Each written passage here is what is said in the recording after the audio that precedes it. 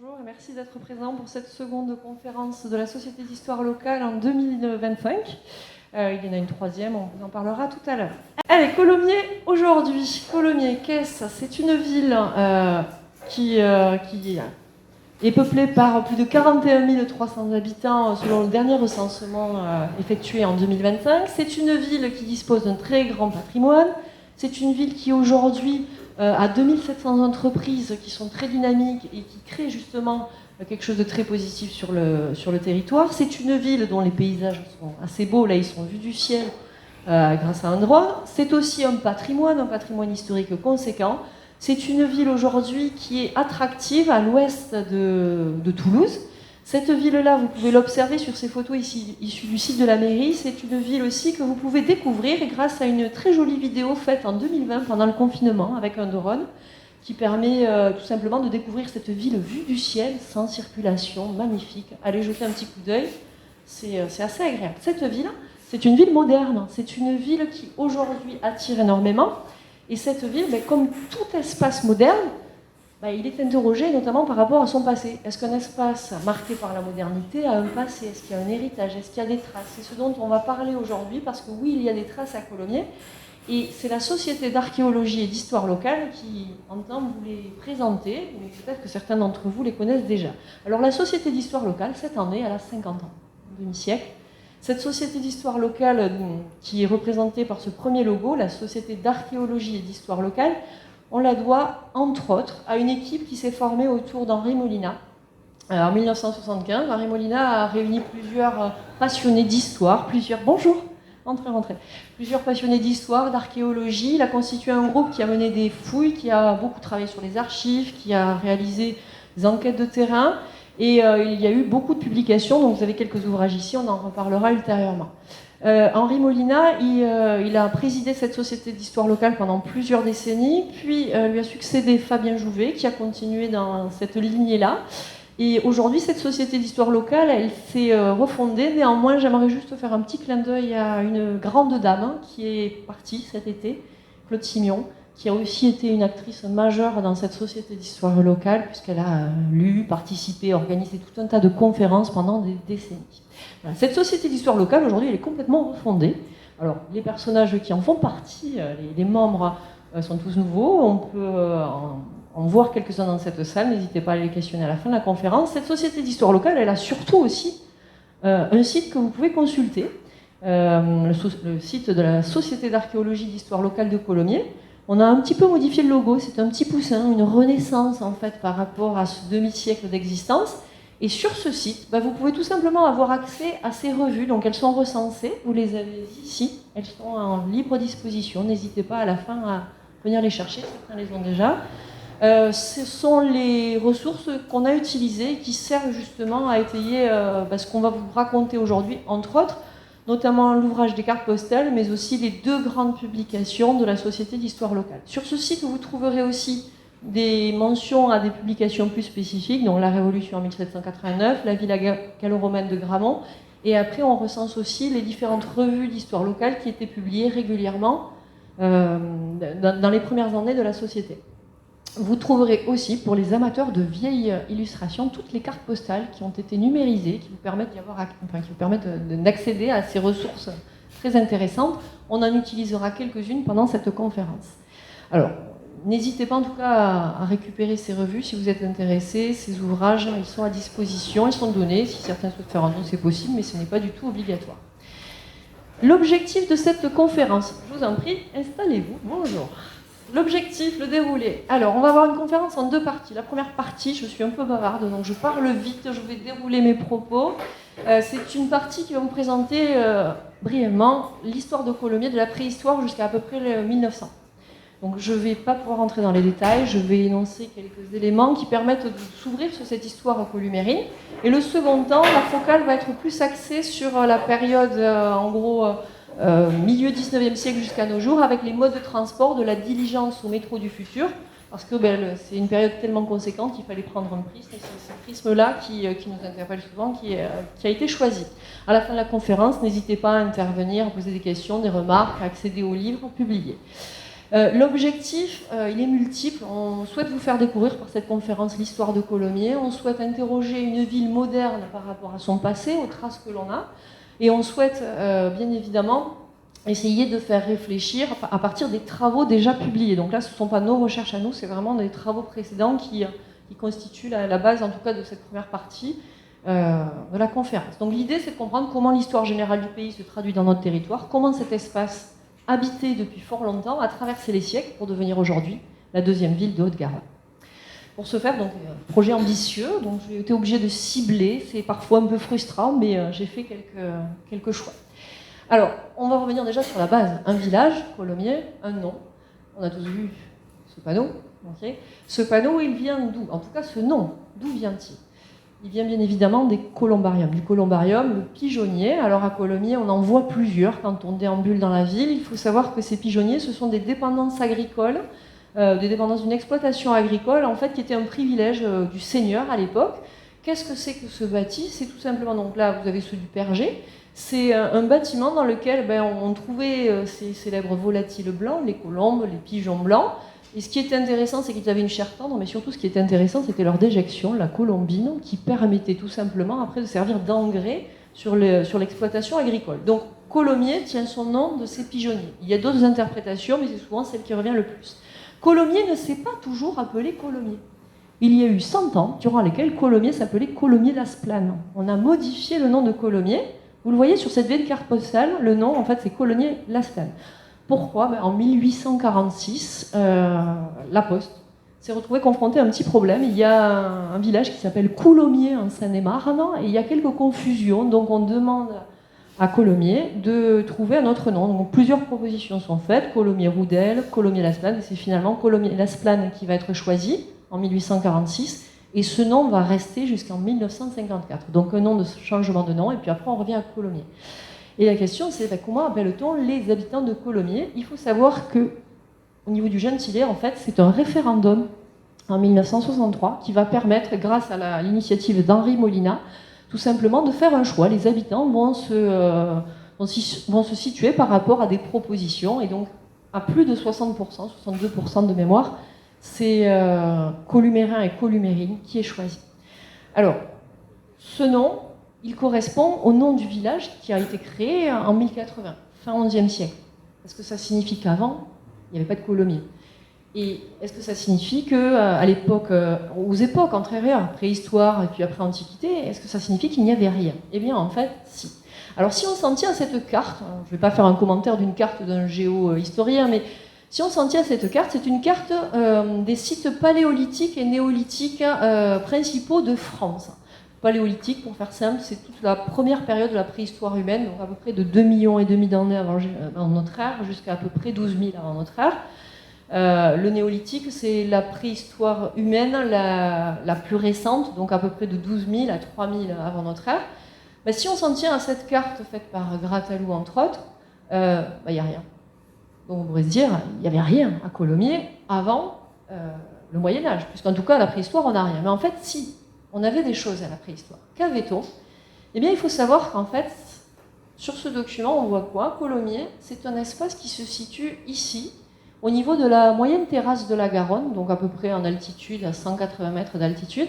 C'est un espace qui est marqué par de la molasse très argileuse. Donc, autrement dit, c'est une terre qui n'est pas propice à trouver de la nourriture. Donc, à la préhistoire, on ne s'y installe pas. D'autant plus qu'au paléolithique, les hommes préhistoriques sont nomades, donc il fallait vraiment, pour rester quelques semaines ou quelques mois à un endroit, il fallait vraiment un terrain propice.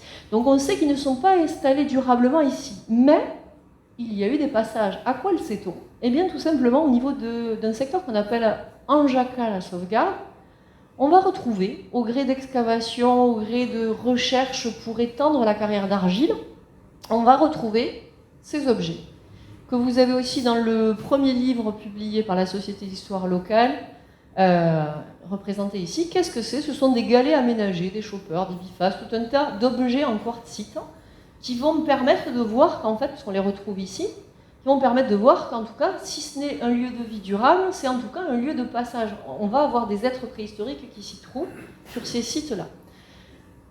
On retrouve un petit peu plus tardivement aussi une hache d'apparat. Si vous souhaitez la voir, elle est au Muséum d'histoire naturelle de Toulouse. Cette hache, elle, date du néolithique, donc un peu plus tardivement, mais là encore, ça ne veut pas dire que des gens se sont installés durablement sur le territoire, parce que, je le répète, le sol n'est pas forcément propice, mais en tout cas, on va avoir des passages, et probablement cette hache d'apparat serait le fait d'éleveurs. Alors pourquoi on n'a pas trouvé d'autre chose de ces passages? C'est loin de la préhistoire, les matériaux sont souvent plus très cibles, on n'a pas forcément retrouvé beaucoup de choses, et puis la recherche archéologique est quelque chose de très complexe. Dans la période qui a suivi, après la préhistoire, on a l'Antiquité. Alors pour l'Antiquité, on se retrouve confronté aux mêmes choses à Colomiers. On ne va pas forcément retrouver beaucoup de choses, en tout cas quasiment rien d'exploitable avant l'Antiquité romaine. Pour faire simple, l'Antiquité romaine, la civilisation romaine, c'est une civilisation qui s'est installée tout autour de la Méditerranée, globalement du 8e siècle avant Jésus-Christ, date de la fondation de Rome, jusqu'au 5e siècle pour la partie occidentale. Et dans notre pays, et notamment pour Colomiers, donc ici, on a une province romaine qu'on appelle la Narbonnaise. On sait que cet espace-là a été conquis à partir du 2e siècle globalement, avant notre ère, et après il a fallu quelques étapes supplémentaires, et donc Colomiers, durant la République et durant l'Empire romain, va se trouver dans cette province. Alors c'est une province qui est connue parce qu'on va créer des colonies de droit romain comme Marsus, Narbonne, mais on va avoir aussi d'autres sites romains importants. Alors, qu'est-ce qu'on a sur Colomiers de cette époque-là? On sait qu'il y avait des gens qui se sont installés ou qui ont vécu. On a retrouvé quelques rares éléments. Qu'a-t-on retrouvé? On a retrouvé ce type d'objet. C'est une amphore vinaire, en fait, à peu près 1 mètre de haut. On l'a retrouvé grâce à des fouilles qui ont été menées en 1972. Alors au niveau d'Anjaca, on a à peu près le même type de monument, enfin d'objet au niveau de l'armurier.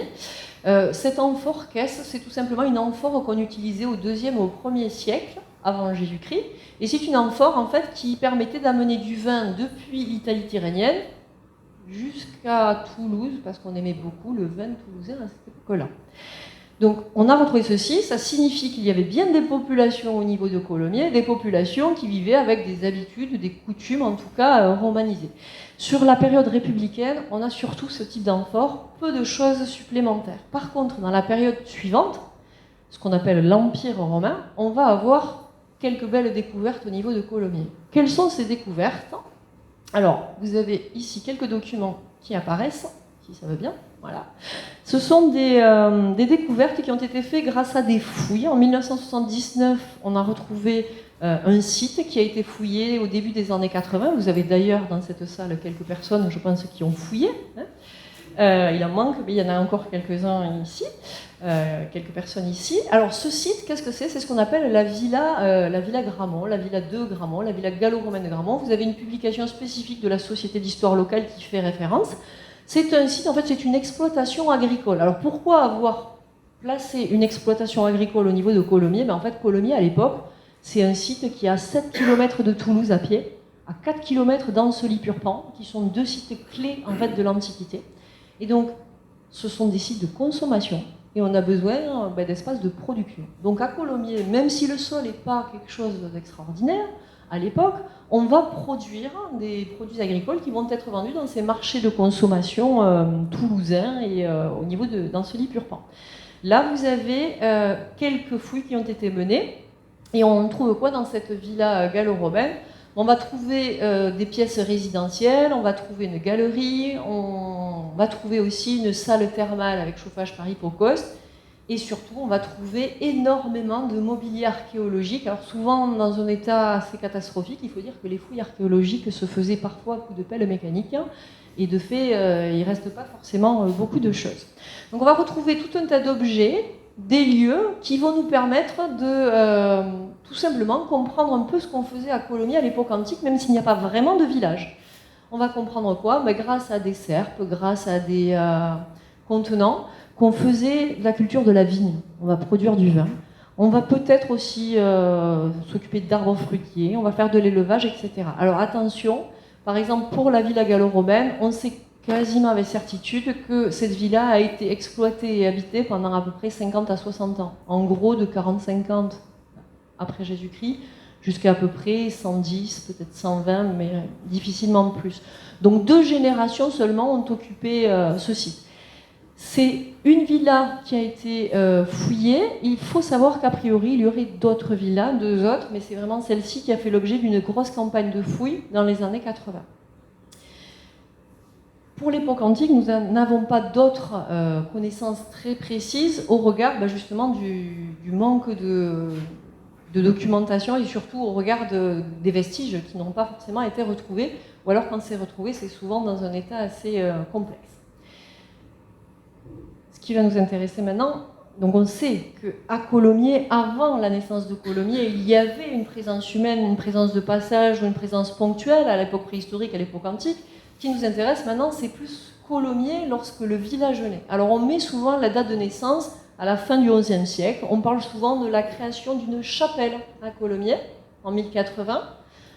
Chapelle et fort qui constitue le cœur de ce village, donc au niveau de la terrasse moyenne, le long d'un axe, comme le disait Pierre-Yves Chanin tout à l'heure. En fait, Colomiers s'est fondé le long de ces grandes routes, et notamment ce qui permettait de relier Toulouse à Auch, entre autres.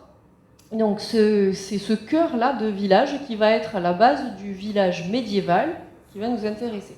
Alors, à l'époque médiévale, donc globalement du 5e siècle jusqu'au 15e siècle, on fonctionne sur un principe qui est un principe de féodalité. La féodalité, qu'est-ce ? C'est tout simplement l'organisation politique autour d'un seigneur, et ce seigneur en fait dispose de terre, donc une curia, un domaine, et il peut vivre sur ce domaine ou pas, mais en tout cas ce domaine il le fait exploiter par des gens, ces hommes, qui vont s'en occuper, et à qui il confie un casal, donc les casals sont confiés aux hommes, et en échange de ces domaines-là, de ces espaces dont ils doivent s'occuper, les personnes qui en ont la charge doivent tout simplement des redevances au seigneur. Alors à Colomiers, on va avoir quelques noms qui vont ressortir. Globalement, on parle d'une seigneurie qui se développe à partir du XIe siècle au XIIe siècle, et on va parler d'une co-seigneurie à partir du XIIIe siècle. La co-seigneurie, qu'est-ce que c'est ? C'est quand on a plusieurs seigneurs, tout simplement, pour vraiment simplifier. On a plusieurs seigneurs qui vont se partager à la fois des domaines et surtout les parts de justice, puisqu'il s'agit de gérer la justice et le pouvoir. Ces seigneurs, ils vont organiser tout simplement le village autour de leur domaine. Alors, on voit marqué fort. On voit ici comme une petite ceinture, donc ces espaces étaient souvent ceinturés par un castrum, une sorte de muraille qui permettait de les protéger un minimum. On est très loin quand même du château fort qu'on a souvent dans l'image assez classique, l'image d'Épinal, le château fort sur sa motte, etc. C'est pas du tout le cas à Colomiers. On a plutôt des grands domaines où chaque seigneur va se faire construire une belle demeure, et il y viendra, le seigneur, ou les seigneurs, ils viendront quand ils sont disponibles, parce que beaucoup de seigneurs, en fait, ne vivent pas ici, mais vivent à Toulouse. Ce sont des riches notables qui vivent à Toulouse et qui vont tout simplement acquérir des biens et des parts de justice dans ce village à l'ouest de la cité de Tolosa. Donc on va avoir plusieurs seigneurs qui vont être ici sur Colomiers. Il faut savoir que ces seigneurs donc, construisent des demeures dont il reste quelques vestiges, et ces demeures vont se modifier au fur et à mesure des siècles. Alors je vous ai mis une petite carte postale qui ne date pas du tout du Moyen-Âge. On a un petit problème pour les cartes postales du Moyen-Âge, c'est relativement inaccessible, vous imaginez bien. Donc c'est une carte postale ultérieure, bien évidemment, et ici vous avez par exemple un château, puisque les seigneurs faisaient construire une belle demeure, des châteaux sur leur domaine. Et là, vous avez ici le château Raspaud, dont il reste un vestige que vous pouvez découvrir dans Colomiers quand vous vous baladez. La question, c'est où ? On le verra plus tard. Donc, on a ceci, et il faut savoir que pour organiser la vie au Moyen-Âge, il fallait établir quelques éléments, quelques bases. Donc, à Colomiers, on avait des coutumes qui étaient en place très tôt dans l'organisation du village. Les seigneurs nommaient ou proposaient des consuls. On avait toute une organisation. C'est surtout ce document qui est intéressant, c'est ce qu'on appelle le contrat de paréage. Monsieur Bouteloup, ici présent, qui intervient à la Dépêche, a fait justement dernièrement un article sur le contrat de paréage. Qu'est-ce que c'est ? C'est un contrat social entre le roi, les seigneurs, la population, qui vient expliquer un petit peu le fonctionnement, et notamment le fonctionnement des consuls, donc ceux qui gèrent concrètement un Colomiers en fait sur place, qui ont des responsabilités dans la ville. Et ces personnes-là, par exemple, vont s'occuper de la propreté, vont s'occuper aussi surtout du bois de sauvegarde ou du prat, qui sont des biens communs, qui permettent à la communauté de bien vivre, notamment dans les temps difficiles.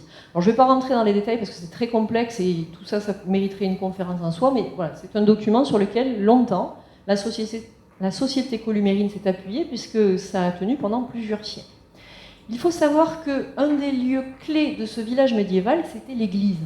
L'église de Colomiers, donc là pareil, hein, c'est pas une photo de la chapelle de 1080, loin de là, c'est une photographie par carte postale de l'église au XIXe siècle, début XXe siècle. Cette église-là, ce qu'on appelle l'église qui était primitive, donc qui est apparue au XIe siècle, cette église, elle est clé dans le village de Colomiers, comme dans tous les lieux en fait à cette époque-là. L'église est un point central de la vie de la société. L'église, c'est le cœur du quotidien des habitants. Cette église-là, cette église primitive à Colomiers, elle était dédiée à Marie, tout simplement. Donc on l'appelait souvent l'église Notre-Dame. Elle a changé de nom dans le temps, tout simplement parce qu'elle a bénéficié d'un don royal. Alors les historiens ne sont pas tous d'accord sur le don royal, et surtout sur la période. Alors, le don royal fait référence à ce personnage qui est peint ici par Jean-Auguste Ingres. Alors cette peinture, vous la trouvez au Louvre et pas à Colomiers. C'était juste pour illustrer un petit peu ce personnage. Ce personnage, c'est Sainte Radegonde. Alors, qui était Radegonde ? Dans les croyances et la légende chrétienne, c'est une princesse du VIe siècle qui a été capturée. C'est une princesse européenne. Elle a été capturée par des rois, et notamment Clotaire, roi de Soissons. Et elle est ramenée comme trésor de guerre en France à ce moment-là. Et Clotaire décide de l'épouser. Elle n'est pas du tout d'accord. La question du consentement à l'époque, c'était pas à l'ordre du jour. Et donc elle va s'enfuir. Elle est récupérée par Clotaire, mariage a lieu, elle devient reine des Francs, mais elle n'est toujours pas encore, selon cette croyance, cette légende, elle n'est toujours pas d'accord, et donc elle va se réenfuir. Et au cours de cette seconde fuite, elle aurait rencontré des gens, elle aurait aidé des populations, elle aurait fait œuvre de charité, et elle aurait, je mets le conditionnel, et elle aurait créé des miracles. Et lorsqu'elle décède, mais il est décidé que des reliques vont être disposées dans à peu près 10 paroisses qui la reconnaissent comme patronne. Alors en fait, en France, on a à peu près 60 paroisses reconnaissant Sainte Radegonde comme patronne. 10 d'entre elles vont avoir des reliques, et parmi elles, celle de Colomiers. Donc on va recevoir à Colomiers, selon les propos du chanoine Briand au XIXe siècle, donc là c'est un propos religieux qui va dans ce sens-là, on va recevoir des os de la main, notamment de cette sainte, les os de la main qui auraient permis de soigner les lépreux à l'époque. C'est un point important parce qu'une église au Moyen-Âge, c'est extrêmement important, à l'époque moderne aussi d'ailleurs, dans un village. Et cette église de Colomiers, elle était souvent décrite comme délabrée, peu attractive, etc. Donc l'idée, c'est que cette église, en fait, avec ce don, ça devrait redynamiser un petit peu l'église. Il n'empêche qu'au cours des siècles, toutes les sources que l'on a sur l'église montrent que même s'il y a des travaux, même si le clocher est refait, même si on restaure les plafonds, les sols. Là, par exemple, vous avez une carte postale qui montre le plafond refait au XIXe siècle de l'église. Cette église, elle est souvent montrée comme étant dans un état alarmiste, et donc elle est souvent au cœur des préoccupations des habitants de Colomiers et des prêtres qui vont officier en son sein. Cette église est un lieu important parce que les gens s'y sentent rassurés, et notamment par rapport à un fait, c'est que le Moyen-Âge, souvent, il était une période qui était marquée par des maux. Alors, les historiens aujourd'hui estiment que le Moyen-Âge, il a été longtemps décrit comme sombre, comme noir, il s'y passait des catastrophes.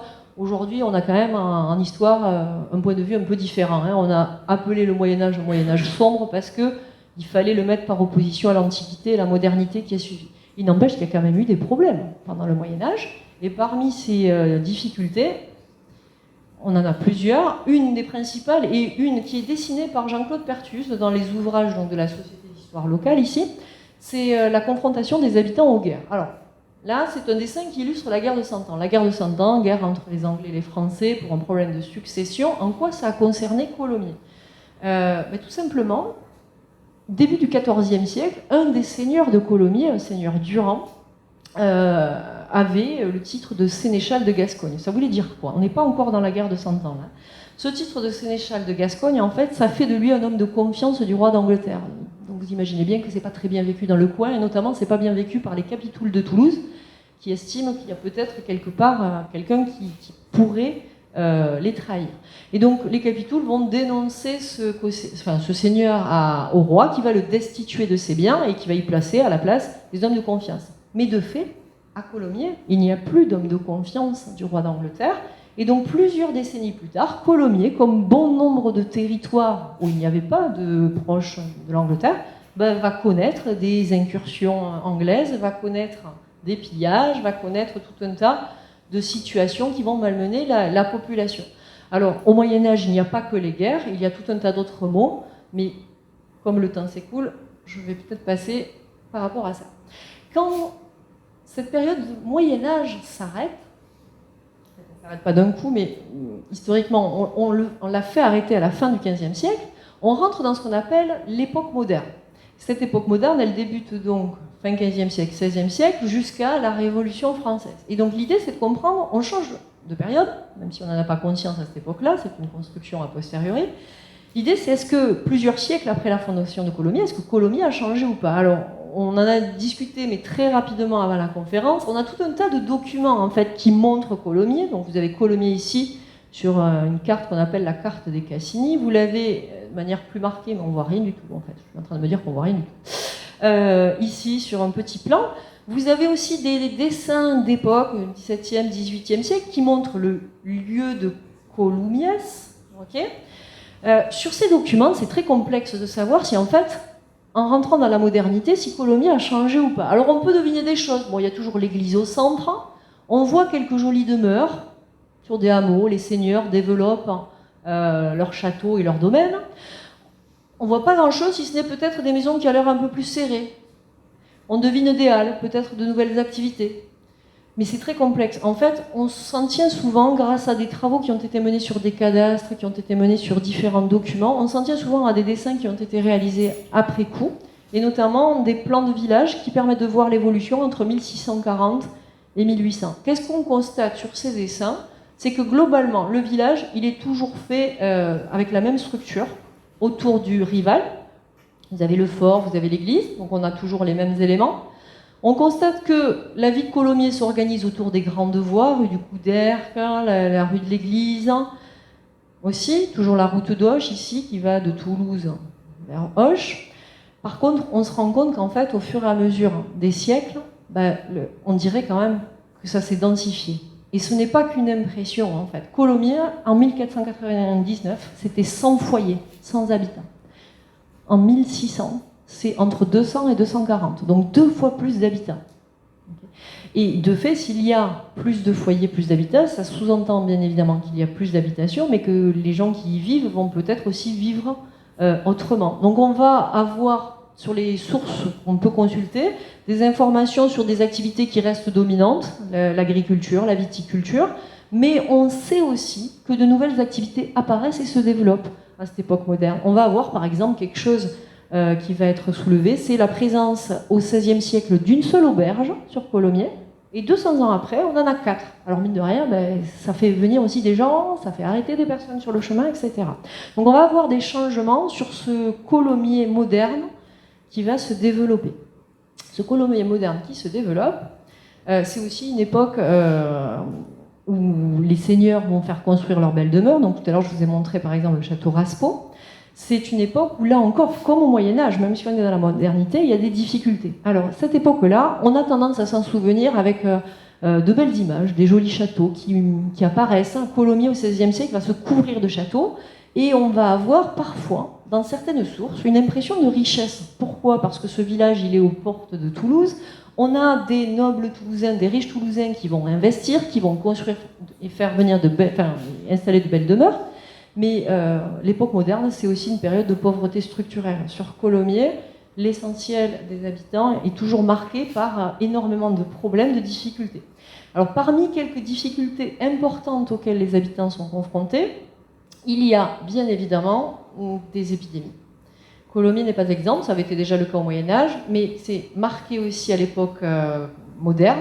On va avoir 2 phases de peste sur Colomiers. Ici, vous avez 2 dessins donc, de Jean-Claude Perthuis. Une qui fait référence à la peste de 1629, où 60 habitants sur les à peu près 1000 de l'époque vont décéder. Et la seconde phase de peste, en 1652, on a moins d'informations, mais surtout on sait que le village s'est davantage organisé avec des gens qui tournent pour pouvoir repérer rapidement les malades, les soigner, puisqu'on a désormais des médecins, etc. C'est une période, l'époque moderne aussi, où Colomiers va être confronté à un phénomène de guerre. Il y a énormément de guerres pendant la période moderne, entre 1600 et 1800, et Colomiers, même si ça paraît loin des terrains de guerre que l'on connaît, les guerres de religion, les guerres du roi Soleil ou les guerres de Louis XV, etc., donc on a des rois de guerre, Colomiers va y être aussi confronté. On va avoir régulièrement des petites incursions. On va avoir aussi l'obligation pour les Columériens, comme pour tous les habitants du royaume, d'héberger les soldats si nécessaire, de les nourrir. Et donc, on peut imaginer aussi malheureusement qu'à cette époque-là, des violences pouvaient se faire dans les habitats des populations qui hébergeaient. Colomiers, à cette époque-là, est confronté aussi à d'autres éléments, par exemple un phénomène d'épizootie. C'est tout simplement lorsque des bêtes sont affectées par un mal.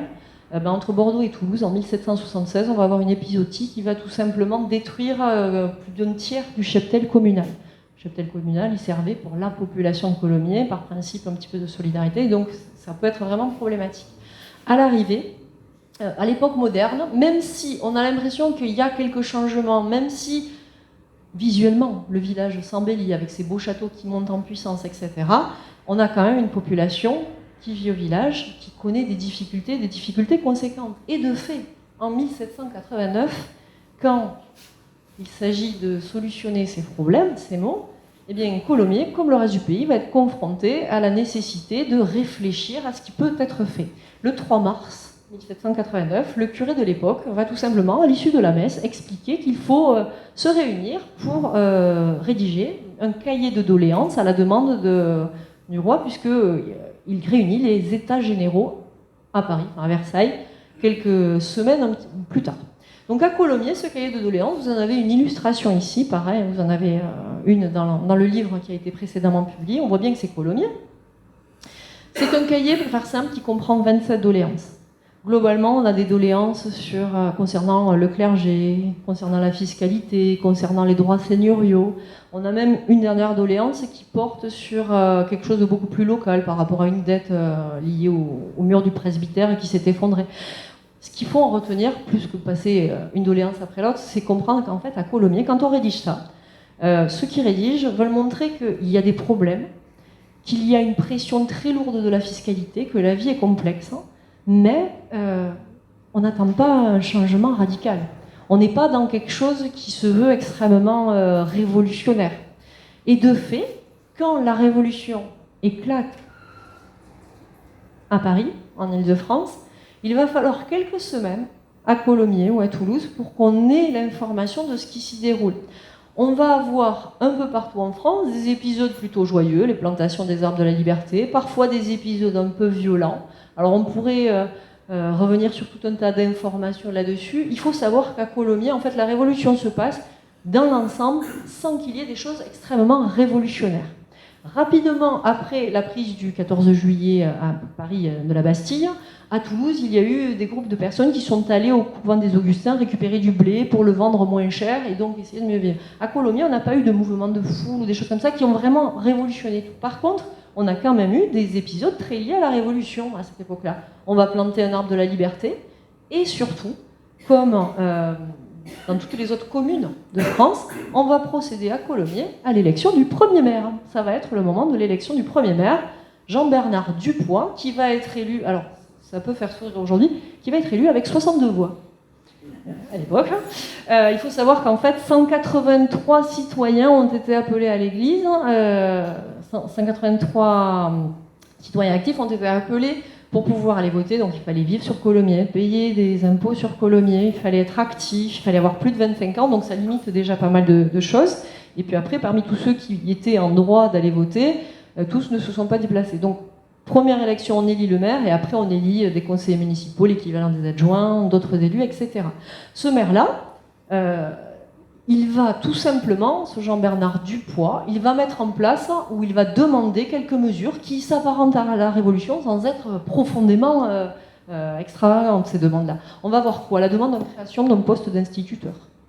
On va demander aussi de créer une maison commune, une mairie. Et pas. on va demander à créer le poste de garde champêtre. Ce Jean-Bernard Dupoix, il va être destitué au bout d'un an. Pardon. Pourquoi? Parce qu'en fait, il y avait un problème de scrutateur. Donc il va à nouveau y avoir une élection un an après, en 1791, et c'est un certain Gervais Collongue qui va être élu.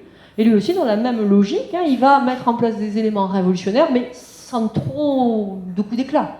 On va voir quoi? Quelques noms de scènes dans les rues qui vont disparaître au profit d'un vocabulaire plus révolutionnaire, liberté, nation, etc. Ça va pas être non plus... Enfin voilà, on ne peut pas sauter le village par rapport à cette révolution-là. Il n'empêche que la révolution est quand même en marche. Colomiers s'inscrivait dans une logique quand même de mouvement, et donc on est sur le principe de la révolution. Si vous êtes intéressé, publication, là encore, de la Société d'histoire locale sur 1789. Cette révolution, elle va générer une période consécutive après très troublée. De 1789 globalement jusqu'à 1900, on va avoir une succession de régimes politiques, et au-delà de ça, on va avoir des changements assez conséquents. Il faut savoir que Colomiers va devenir une banlieue qui va profondément se transformer. Et parmi les transformations qu'on retient souvent, les transformations démographiques et l'évolution des activités. Alors là, je vous montrerai qu'un document, c'est un graphique qui permet de comprendre un peu cette évolution de la démographie à Colomiers. Et ce qu'on peut observer, c'est que globalement, après la Révolution, donc on est en 1796 ici, on a à peu près 973 habitants à Colomiers. Un peu plus de 100 ans après, à peu près un peu moins de 100 ans après, on est déjà à 1700. Donc une croissance extraordinaire de la population. La question, c'est comment ça s'explique? Alors, ça n'a rien à voir avec le contexte politique.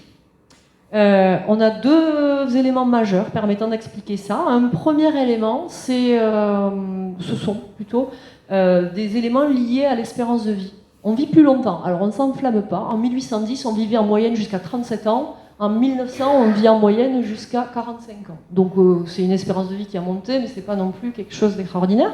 Mais ça peut expliquer un peu cette hausse démographique.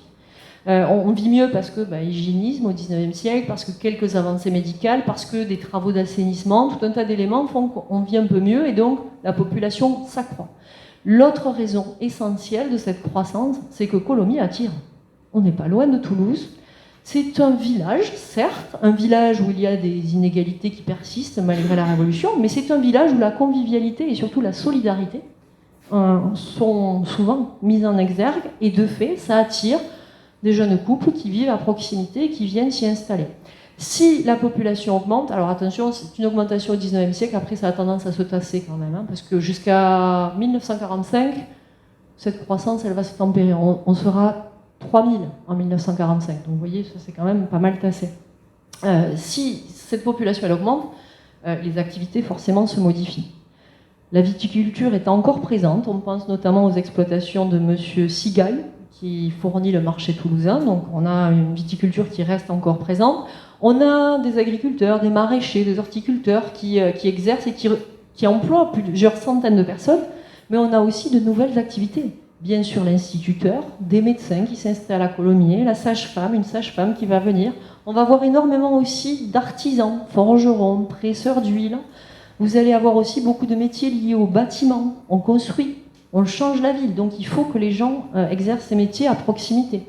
On va avoir aussi beaucoup d'activités de roulage, puisque Colomiers est toujours sur un grand chemin, et de fait, il faut qu'on puisse transporter ceci. On va avoir aussi, au XIXe siècle, les premières entreprises. Et notamment l'entreprise de Pigny, une entreprise de malle qui va s'implanter à Colomiers. Non à retenir parce que ce personnage-là, ultérieurement, sera aussi maire de Colomiers. Ces changements et cette modernisation, ils se voient dans le village qui devient de plus en plus moderne. Bien évidemment, la grande affaire du siècle, c'est l'arrivée du train à Colomiers au XIXe siècle. On est en plein Second Empire, c'est décidé, on veut moderniser le pays, et Colomiers aura son train et aura sa gare. Ici, ça correspond, sauf erreur de ma part, à la maison citoyenne Saint-Exupéry. Voilà. Et le train passait en plein cœur de Colomiers. Donc ça, c'est vraiment un changement majeur et visible dans les paysages. On va avoir aussi des routes qui sont aménagées. Certaines vont être pavées, d'autres vont être macadamisées. Et puis, on va aussi tout simplement changer le nom des routes. Certaines s'appelaient la route royale, on va l'appeler la route impériale au XIXe siècle, puis on va l'appeler la route nationale, et puis on va revenir à route royale, puis à route impériale. On va changer les noms assez régulièrement. Alors là, la carte postale est ultérieure, mais vous voyez aussi qu'on équipe pour l'éclairage, on va équiper les places. Sur les places de la tricherie par exemple, qu'on appelle aujourd'hui la place de la bascule, on va installer une bascule, on va peser pour éviter des problèmes au niveau des commerces, et puis on va créer de nouveaux bâtiments. Là c'est vraiment ultérieur. 1936, nouvelle mairie, nouvelle école, mais à côté de ça, vous avez... alors ça correspond à la mijoteuse. À côté de ça, vous avez aussi des modifications qui changent le quotidien des habitants sans pour autant être transcendantes ou très visibles. Par exemple, on va couvrir les lavoirs pour ceux qui veulent les utiliser. On va s'occuper finalement de réparer toutes les fontaines pour permettre un meilleur accès à l'eau. Donc tous ces éléments font que en 1900, globalement, Colomiers est un village à l'allure très correcte, en banlieue toulousaine. C'est un village qui attire, c'est un village qui est déjà très moderne pour l'époque, et c'est un village où reste encore l'esprit précédent de solidarité par rapport aux bois de sauvegarde, aux prates communales, etc. C'est un village néanmoins qui est marqué, comme après la phase révolutionnaire, par des querelles qui sont parfois nationales, parfois spécifiques à Colomiers. Alors on ne voit pas le S, mais il y a bien un S à Colomiers là-bas. Bien évidemment, il y a des querelle purement politique. Le 19e siècle, c'est un siècle où les régimes politiques se sont succédés. Donc on a eu la Révolution, on a eu la Première République, on a eu la Restauration, on a eu la monarchie de Juillet, on revient à une république, la seconde, puis on bascule sur un empire, le second. Entre-temps, on avait eu le premier empire avec Napoléon. On va avoir ensuite donc le second empire, la troisième république. Ça signifie que le pays est marqué par plein de régimes différents, et à Colomiers, ça se traduit par des tendances politiques différentes qui quasiment toutes vont exercer le pouvoir à un moment ou à un autre. L'esprit de Colomiers va souvent rester, mais on va avoir des petites nuances politiquement entre ceux qui dirigent. Donc on va avoir des maires légitimistes, et parmi ces maires légitimistes, il y a un nom souvent qui revient, c'est François-Xavier Lasplane, qui a donné, si vous vous souvenez, le nom de Colomiers-Lasplane, qui lui va exercer le pouvoir de 1805 à 1825. On va avoir des maires bonapartistes, Goulard, on va avoir des maires très esprit Second Empire, entrepreneurs, etc. Depigny, qui va être le maire aussi de Colomiers pendant cette phase de Second Empire et après. Vous allez avoir aussi beaucoup de républicains, modérés ou affirmés, tels Besse, Marigny, Demeure, qui vont mettre en place des choses en lien avec la République, et notamment l'enracinement de la Troisième République. À côté de ça, on a des querelles qui sont des fois encore très esprit grand village, des querelles liées au commerce, peser les viandes, la bascule, etc. Des commerces comme les auberges, les débits de boissons, qui vont susciter des grosses tensions à Colomiers. Alors dans les sources de l'époque, on constate que ces jeunes qui viennent boire dans les débits de boissons, franchement, ils mettent beaucoup de bazar, il y a beaucoup de bagarres, etc. Et donc on a là une image assez amusante, mais une image où une société un peu ancienne qui ne souhaite pas tant de mutations que ça s'oppose à une société qui change et un village qui change, et donc c'est souvent au cœur de tensions. On a beaucoup de tensions aussi par rapport à la question du cimetière. Alors là, c'est pas du tout le cimetière de Colomiers, mais je me suis retrouvée coincée avec le cimetière de Colomiers. Le cimetière de Colomiers, est-ce que vous savez où il était à la base ? À côté de l'église, là où il y a le monument aux morts actuellement, le nouveau monument aux morts, mais en fait pendant plusieurs siècles, très longtemps, il est resté là, et très longtemps il a été question de le bouger, ce cimetière, parce que en plein cœur du village, et d'autant plus dans un village qui change et qui se modernise, on ne peut pas laisser des morts au milieu, donc il était question de le bouger, et en fait, cette question du déplacement du cimetière, ça a été l'objet de querelles incessantes à travers les siècles à Colomiers.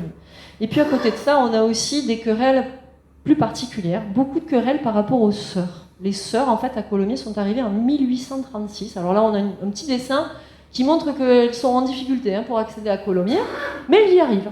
En fait, qu'est-ce qui s'est passé ? En 1834, on a un curé qui s'appelle, le vicaire Ferradou, curé de Colomiers à ce moment-là, qui décide de faire venir les sœurs. Il souhaite réaménager les premières écoles. Il n'y a qu'une école de garçons, et encore c'est compliqué. Il souhaite faire venir les sœurs pour mettre en place une autre école, et puis pour augmenter la communauté religieuse, entre autres actions. Et donc il souhaite récupérer un bâtiment qui appartenait en fait auparavant à l'église, un bâtiment près de l'église. Le problème, c'est qu'en fait, le legs se passe très très mal. Pourquoi ? Parce qu'en fait, le prêtre de Colomiers, avant 1789, avait donné ce bâtiment à l'œuvre des Bouillons. Ça a fusionné avec l'hôpital Saint-Jacques, et à l'arrivée, l'église ne le récupère pas, et donc en attendant, il va falloir acheter un nouveau bâtiment qui va accueillir les sœurs. Donc ça prend un peu de temps, donc l'image est un peu ironique là de montrer la difficulté pour accéder à Colomiers. Elles y accèdent néanmoins, pas du tout dans le bâtiment prévu au début, et elles vont monter leur œuvre de charité à Colomiers. Elles vont monter tout un tas d'actions, et surtout elles vont mettre en place une école de filles, ce qui n'était pas le cas à ce moment-là à Colomiers. Donc ça va susciter beaucoup de débats, beaucoup de questions, surtout dans un siècle qui est marqué par la sécularisation, beaucoup de questions entre la religion et sa place qui est importante encore à l'époque, et ceux qui souhaitent s'en éloigner. Et puis surtout, on va avoir beaucoup de questions par rapport à la scolarisation, notamment la scolarisation sur Colomiers, donc l'école primaire, qui, depuis la Révolution, est vraiment un point important des différents politiques, quelles que soient leurs tendances politiques, leurs valeurs, etc. On a eu au XIXe siècle 3 grandes lois, entre autres, qui ont marqué l'histoire et qui sont traduites par des tensions particulières à Colomiers. Il y a eu la loi Guizot, la loi Fallou et surtout les lois Ferry. Et donc se sont posées à Colomiers comme ailleurs des questions par rapport au fait d'élargir. Comment on fait ? Il faut savoir que pendant longtemps, à Colomiers, par principe de solidarité, toujours cet esprit village et convivialité et solidarité, pendant longtemps, en fait, des garçons qui ne pouvaient pas payer les frais de scolarité, ils étaient pris en charge par la commune, et la commune payait les frais de scolarité à certains. Et donc, en fait, on va avoir des tensions sur comment on paye, qu'est-ce qu'on fait quand il y a des dettes, est-ce qu'on prend un peu sur le bois de sauvegarde, sur le cheptel communal ou pas. Les lois Ferry vont aplanir tout ça, même si ça ne règle pas toutes les questions, puisqu'il va y avoir beaucoup de questions. Est-ce qu'il faut mettre l'école des garçons à côté des filles ? On ne sait jamais. On va avoir aussi d'autres problèmes. Une école à côté d'une prison. Il va y avoir une prison temporaire. Il faut garder ceux qui peuvent être temporairement arrêtés. Et donc on va avoir plein de débats par rapport à ça. Quoi qu'il en soit, malgré les débats et malgré cette politique changeante aussi qui va parfois faire des marches avant, marches arrière sur l'histoire de Colomiers, il faut savoir que Colomiers, quelles que soient les tendances, c'est toujours centré aussi, au-delà de ce qu'il a entouré sur le niveau national, c'est toujours centré sur aussi les priorités locales. Un exemple très concret, dans ce schéma de querelle, etc., il y a eu des époques où, en fait, à Colomiers, on a essayé de préserver l'important. Par exemple, en 1853, donc on est au début du Second Empire, à Colomiers, comme ailleurs, on demande à ce qu'il y ait une représentation de celui qui dirige la France à l'époque. Alors à l'époque, c'est Napoléon III qui a pris le titre d'empereur, et il va demander à ce que son portrait officiel se retrouve un petit peu partout. Ben là, à Colomiers, on va lui expliquer qu'en gros, non, les dettes de la commune ne permettent pas d'acheter le portrait officiel. Donc on priorise quand même aussi des choses par rapport à ça. J'ai essayé de faire un tour assez conséquent et en même temps où j'ai dû faire des choix, j'ai pas pu tout vous montrer. C'est pour ça que je voulais terminer sur 2 petits points pour l'anecdote. Un point sur le patrimoine. Vous avez là 3 représentations. Qui est capable de me reconnaître ces éléments ? Alors, celui ici. Raspaud, rue de Coudert, c'est le portail de Château Raspaud. Ici, le pigeonnier du Berger. Et là, vous avez l'oratoire construit en 1893 sur la route de... voilà. C'est ça, exactement. Vous avez tout un tas de patrimoine que vous pouvez découvrir ou redécouvrir au gré de vos déambulations dans la commune. Et je vous invite à aller regarder un petit fascicule qui est très bien fait. Notre ville a du charme, qui recense vraiment plein d'éléments du patrimoine.